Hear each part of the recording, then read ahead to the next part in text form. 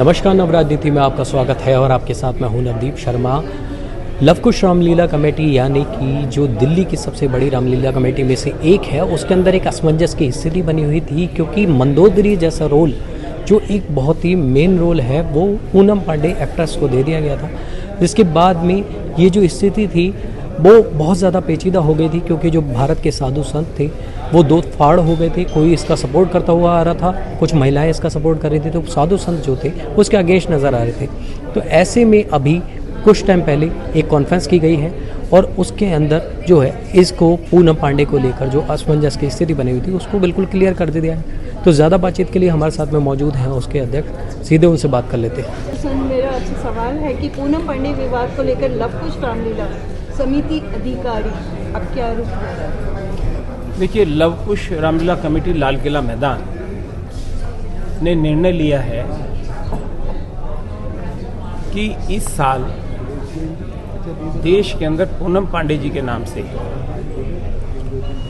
संत समाज बंट गया और संत समाज के बंटने के बाद अलग अलग लोगों को भी उन्होंने बांट दिया। ट्विटर के ऊपर अलग अलग प्रतिक्रियाएं आने लगी। कुछ लोग फेवर में थे तो कुछ अगेंस्ट भी थे। कुछ नेताओं ने ये भी कहा कि महिला होने के नाते उनको करना चाहिए। बहुत सारे लोगों ने ये भी कहा कि एक कलाकार है तो उनको रोल करना चाहिए। बहुत सारे बड़े बड़े महामंडलेश्वर और संतों ने भी कहा कि महिला और वो भी कलाकार तो रोल करें तो क्या बुरी बात है। लेकिन दूसरी तरफ भी थे जो कहते थे कि भाई ये महिला को रोल नहीं देना चाहिए क्योंकि मंदोदरी तो एक प्रकांड पंडित, मंदोदरी पढ़ी लिखी, मंदोदरी ब्राह्मण समाज से है। लेकिन हमारा ये मानना था कि अगर एक महिला ऐसा रोल करती तो महिला की हम सशक्तिकरण की बात तो करते हैं, लेकिन महिला वो भी पूनम पांडे रावण को अनीति के लिए रोकती और अनीति के लिए रोकती तो एक पॉजिटिव रोल था। तो क्या उनके करोड़ों फॉलोअर्स, आज शायद 10 मिलियन के करीब हैं, उनके करोड़ों फॉलोअर्स, क्या उनको एक पूनम पांडे का बदला हुआ रूप नहीं दिखाई देता? पूनम पांडे ऐसी तो है नहीं कि जो मंच के ऊपर आएंगी और कोई वो भूत पिशाच जो है कोई ढोल बजाने लगेंगे। एक महिला है और संत ये भी कहते हैं कि साहब उनको सुरूपन खाकर रोल देते हैं। तो क्या वो महिला नहीं है?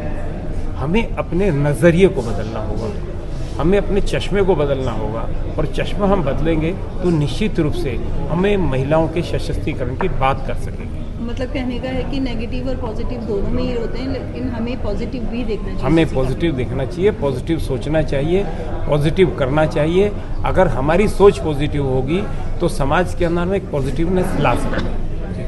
किसी तरीके का दबाव भी बनाया गया था क्योंकि साधु संत दो फाड़ हो गए थे, दो राजनीतियाँ चल रही। मैं वही कह रहा हूँ कि साधु समाज बट गया। देखिए, प्रभु राम जब अवतार के रूप के अंदर आए तो उन्होंने कहा कि मेरा काम है धर्म की रक्षा करना और समाज को जोड़ना। रामायण संदेश देती है समाज को जोड़ने का। जब समाज को जोड़ने का संदेश रामायण देती है और हम देख रहे हैं रामलीला जो हम रामायण करवा रहे हैं कि समाज के अंदर बिखराव आ रहा है, समाज हिस्सों में बट रहा है, तो हमें हिस्सों में बांटना नहीं है, समाज को जोड़ना है। तो ये हमारा फर्ज बनता था कि ऐसे हालात को देखते हुए हमें उनको ड्रॉप करना चाहिए और हमने ड्रॉप किया।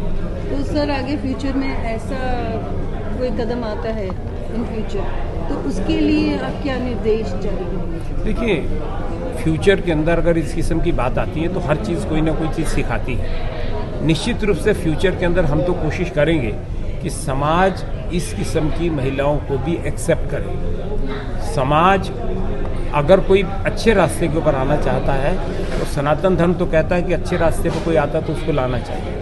तो हमारा प्रयास जारी रहेगा, बाकी प्रभु इच्छा। सर, रामलीला तो चालू हो चुकी है, तो मंदोदरी के लिए अभी आप किसको, आपके जहन में किसका दिमाग? देखिए, कल हमारी स्क्रीनिंग कमेटी की फिर मीटिंग होगी और मीटिंग के अंदर आपस में चर्चा करके फिर निर्णय लिया जाएगा। तो जैसा कि आपने सुना, अध्यक्ष का साफ तौर पर कहना है कि लवकुश रामलीला कमेटी हालांकि जो महिला थी उसे प्रमोट कर रही थी, उनका इससे कोई मकसद नहीं था कि किसी की भी भावनाएं जो है ठेस पहुंचाए।